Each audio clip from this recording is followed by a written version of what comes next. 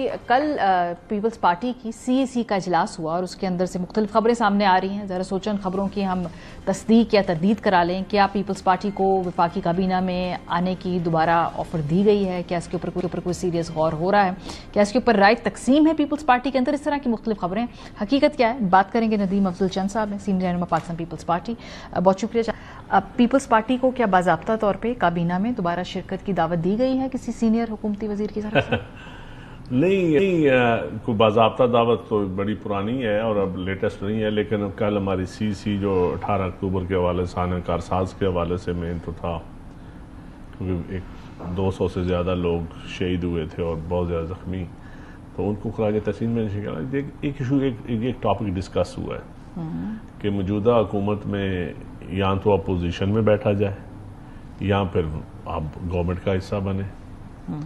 ये जो चीज़ है कि जो हम ट्रेजरी बेंचेस पे भी बैठे हैं और हुकूमत का हिस्सा भी हम नहीं है, इस पर डिस्कशन हुई है, लेकिन कोई हुकूमत की तरफ से ऑफर या इस किस्म की कोई बात नहीं हुई। ठीक है, और इस पे राय तकसीम है पार्टी के अंदर। ये भी कहा जा रहा है कि सिंध में से ताल्लुक रखने वाले पीपल्स पार्टी वाले समझते हैं कि बाकायदा हिस्सा बने, पंजाब वाले कहते हैं कि नहीं, हमें अलहदा रहना चाहिए। लेकिन ये जो आज से 1.5 साल पहले जब बात हुई थी, उस वक्त सूरत हाल और थी।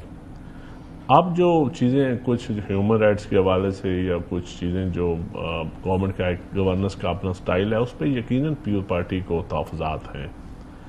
फ्रीडम ऑफ एक्सप्रेशन के हवाले से, मीडिया की आज़ादी के हवाले से या आम लेकिन इस पर राय मेजॉरिटी की यही मुझे जो समझ आई है कि जो लोग सीसी में सारे लोग बोले हैं तकरीबन, और 5 घंटे की सीसी थी हमारी, तो उसमें ये 2 राय पाई थी क़यादत पर।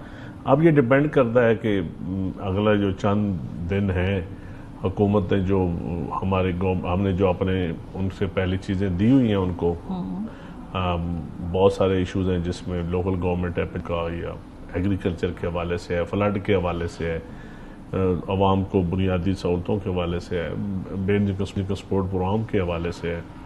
तो ये चीज़ें अगर गवर्नमेंट इस पे अमल दरामद करती है, हमें नज़र आ गया उनकी नीयत ठीक है, तो फिर शायद अगली सीसी तक हालात बेहतर हो जाए। वरना जो अगली सीसी होगी उस तक टाइम दिया गया है, 1 महीने का वक्त दिया है ना आपने। लेकिन अभी जो आपने कहा कि सब खुल के बोले, सबकी बड़ी वाज़ेह राय थी, वो राय मेजॉरिटी की क्या थी? क्या काबीना का हिस्सा बनना चाहिए या नहीं बनना चाहिए? नहीं, ये इस तरह की कोई वोटिंग तो नहीं हुई थी, लेकिन लोगों की मुख्तलिफ राय थी। कुछ की राय थी या आप हुकूमत का हिस्सा बने या आप अपोजिशन में बैठे। ये मेजॉरिटी की राय थी, मतलब ये मिक्स राय आप कह सकते हैं। अच्छा, इसके ऊपर अगर 20 बंदे ने ये राय दी है तो इस तरह ही आप कह सकते हैं कि 10 बंदों ने कहा हुकूमत में बैठना चाहिए, लेकिन मेजॉरिटी का ये कंसेंसस था कि या आप हुकूमत का हिस्सा बने और या अपोजिशन में बैठे। और उसमें बिलावल साहब की क्या राय थी, जरदारी साहब की क्या राय थी? नहीं, बिलावल साहब ने अपनी जो सारी पॉलिसीज दी हैं, राय उन्होंने इस तरह कोई नहीं दी अपनी, लेकिन उन्होंने अपनी पॉलिसीज, लोगों की जो राय सुनी है प्रेसिडेंट साहब ने या बिलावल साहब ने, उस पर उन्होंने फिर चीज़ें कुछ चीज़ें क्लैरिफाई की हैं जो उनकी पॉलिसीज़ थी, या गवर्नमेंट के साथ कुछ ऐसे मामलात थे जो आम सीसी के मेंबर्स को नहीं पता था, जो प्रेसिडेंट लेवल पे थे या बिलावल साहब के लेवल पे थे। कुछ सेनेट के हवाले पे वहाँ के पार्लिमानी लीडर ने वजाहत की, कुछ कौमी असम्बली के पार्लिमानी लीडर ने वजाहत की। तो ये चीज़ें यहाँ पंजाब के रिलेटेड भी, क्योंकि गवर्नर पंजाब भी थे, सारे थे, तो ये डिटेल डिस्कशन हुई है। तो वो जो मुलाकात हुई थी जरदारी साहब से जब वो आया था वफ्द नवाब शाह, उसके बारे में क्या कहा गया? वो मरीम से तो आप लोग माफी मंगवाना चाहते हैं, मरीम बीबी तो माफी हम नहीं मंगवाना चाहते। माफी आप गलत देखें, नहीं, वो कहती हैं कि मैं माफी नहीं मांगूंगी, उनकी परसेप्शन है कि माफी आपने कभी, मैं पार्टी का स्पोक्स पर्सन हूँ, इंफॉर्मेशन सेक्रेटरी हूँ, मैं आज तक लफ्ज नहीं कहा कि आप माफी मांगें। हमारा पहले दिन से मेन इशू जो है ना जी, वो लोकल बॉडीज इलेक्शन इफेक्टिव जो मौजूदा निज़ाम है, इस पर हमें बहुत तहफ़्फ़ुज़ात हैं। जो अभी लॉ इन्होंने पास किया है, ये आर्टिकल मतलब ये कॉन्स्टिट्यूशन की खिलाफ वर्जी है। इसमें दूसरा हमारा जो है फ्लड के हवाले से, वो हमने अपनी रिकमेंडेशन भी दी है गवर्नमेंट को, फेडरल गवर्नमेंट को भी दी है। वो फेडरल गवर्नमेंट को कहा कि सूबे को भी आप दे दें। तो ये सूरत हाल है कि अगर आप फ्लड में साउथ पंजाब में स्पेशली, या कसूर में या चनियोट में, या जो सेंट्रल पंजाब में जिन जिलों में आया।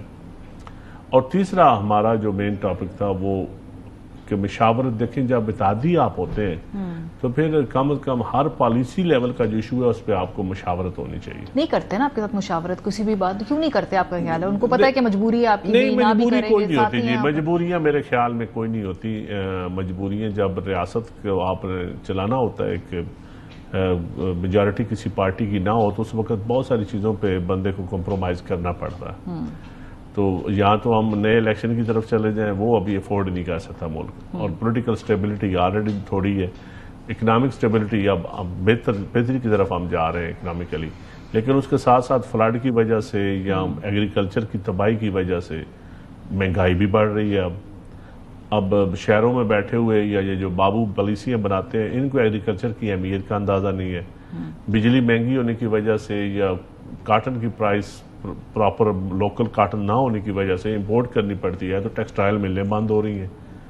तो फिर बेहतर कैसे हो रही है सूरत हाल, अगर आप कह रहे हो? देखिए वो जो सारी बातें अपनी गिनवाई हैं, ये तो नीचे लेवल पर जाके मैं तो जाती तौर पर समझता हूँ, मेरी तो जो राय है एज ए वर्कर, मैं तो बेहतरी का इंडिकेटर नहीं देता, लेकिन जो आपके इंटरनेशनल के भी कहते हैं जी, मूडी ने कहा है, वर्ल्ड बैंक ने कहा है, IMF ने कहा है, एशियन बैंक ने कहा है, जो एजेंसीज इंटरनेशनल इंडिकेटर हैं वो बेहतरी की तरफ जा रहे हैं, तो अच्छी बात है। तो यकीन दहानियां क्या करवाई हैं? डेलीगेशन आया था, डार साहब थे उसमें या नहीं? और मैं जब प्राइम मिनिस्टर साहब से जब मुलाकात हुई, मैं बिलावल साहब के साथ था, तो बिल्कुल प्राइम मिनिस्टर साहब ने कहा जी कि जो चीज़ें आपके साथ हमारी तय है, पॉलिटिकल चीज़ें हैं या पंजाब रिलेटेड चीज़ें हैं या फेडरल रिलेटेड चीज़ें हैं, उस पर हम बिल्कुल कोई हम अमल दरामद करेंगे। अच्छा, बड़े वाज़े अल्फाज में प्राइम मिनिस्टर कहा जी, मैं मरीम नवाज साहबा से भी बात करूंगा और मियां नवाज शरीफ साहब को भी ऑन बोर्ड लूंगा।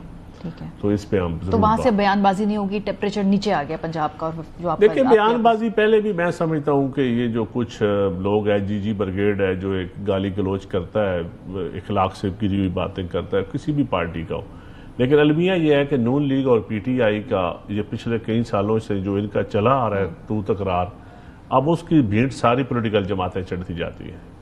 आप कोई बात करेंगी एज ए एंकर तो आपको ट्रोलिंग शुरू हो जाएगी, मैं कोई बात करूंगा तो मुझे गालियां शुरू हो जाएंगी, और फैमिलीज वाले लोग हैं, ऐसी ऐसी गंदी गालियां, और गवर्नमेंट पे कोई एक्शन भी नहीं होता। गवर्नमेंट के आपने किसी को कुछ होता है तो एक्शन हो जाता है, अदरवाइज कुछ नहीं होता।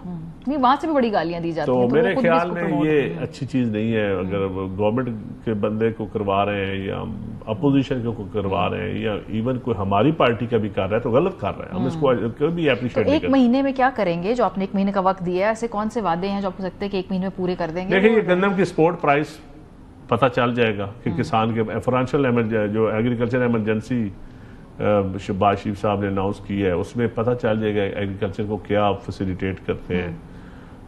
लोकल बॉडीज इलेक्शन में इनके सीरियसनेस का अंदाज़ा हो जाएगा। बेनजी का सपोर्ट प्रोग्राम, उसकी ट्रांसपेरेंसी पे हम बिल्कुल कोई रियायत नहीं लेना चाहते, लेकिन जो फ्लड में ये जो चीज़ें हैं लोगों को रिलीफ देने के हवाले से पता चल जाएगा क्या गवर्नमेंट पैकेज देती है, फार्मर को क्या देती है, गैर काश्तकार तबके को क्या देती है। और दूसरा जो प्राइवेटाइजेशन के नाम पे जो जितने शहीद भुट्टो ने इदारे बनाए हैं वो सारे कुछ इन्होंने वादा किया था।